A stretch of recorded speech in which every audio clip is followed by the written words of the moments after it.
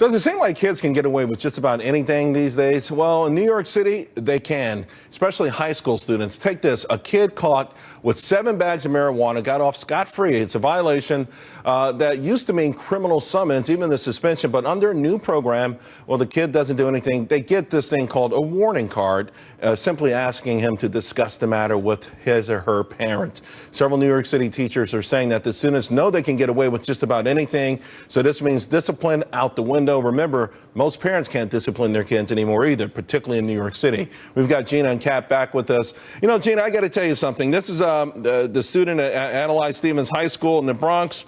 There's another high school, Lehman High School. A kid caught smoking marijuana pot, whatever you want to call it, in the restroom. Just gets a warning card. I mean, listen, do you think this is going to be a deterrent for these kids?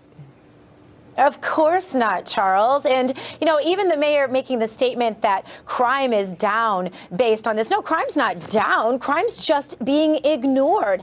Teachers surveyed in that area, 81% of them said actually the problems in the classroom have gone way up. So this is a big problem. And this is the agenda of, I think you'd have to put the buck stopping where it is, and that would be this administration, as well as teachers unions that have totally ignored the real plight, especially of inner city children. I got to tell you, I tell you the same thing.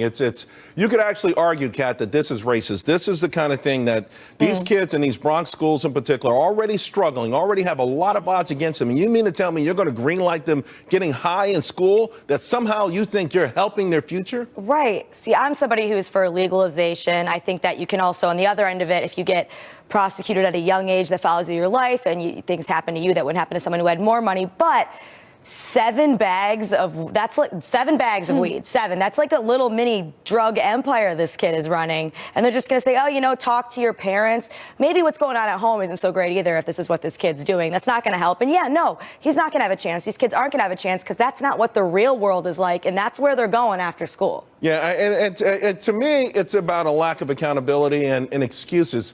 We've heard these excuses over and over and over again. It does not help these kids, Gina, compete against their rivals across town. It doesn't help Americans in general. I mean, you think about the global economy for the next 100 years. It's a knowledge-based economy. You can't get high at 15 in school and think you can compete with the Chinese kids.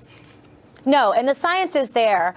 You know, and to Kat's point, you know, you can be for legalization all day long, but it still doesn't make it productive. And I know this isn't what she meant, but I'm saying for those in the system that are pro-legalization, whatever, it still doesn't make it okay to teach these kids, 1, lawlessness, and 2, that doing anything to impair your brain when you're already disadvantaged. Why would you do that to these kids if you really cared about them? To me, this is a perfect litmus test that those who say they care and yet they are condoning this behavior. 7 bags, like she said, that's just ridiculous. That's insane. All right, 1 second, guys. I've got some breaking news coming up. Let me just go through this because it's just now coming out.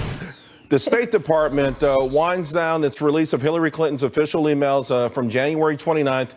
Judicial Watch now has gotten the State Department to release 29,000 pages of longtime Hillary Clinton aide Huma's emails. You can see right there. And we'll see what happens there. A lot of people feeling that she's been an accomplice. She's been a silent accomplice to a lot of things. And the plot thickens a little bit there. We're going to get more for you on that. I want to get back to you, Kat, because there was a rape incident over the weekend involving teenagers in New York City, and apparently a couple of parents, mothers, turned their sons in today. I think that's an amazing sign. Good, yeah, like we were saying earlier, a lot better than the affluenza kid flying off to Mexico and whatever. Yeah, no, parents play a role, everyone plays a role, but there is going to need to be accountability. Right. And for the record, just because I'm pro-legalization, I am not saying kids do not smoke pot, kids should not smoke pot. All right, and again, Uma Abelin, Hillary's longtime assistant now, her emails are going to be reviewed as well. Again, this plot thickens big time. Well, the music world losing a legend today. David Bowie succumbs to cancer at age 69. But he wasn't just known for music. David Bowie was also a financial pioneer. I'm going to tell you about it when we come back.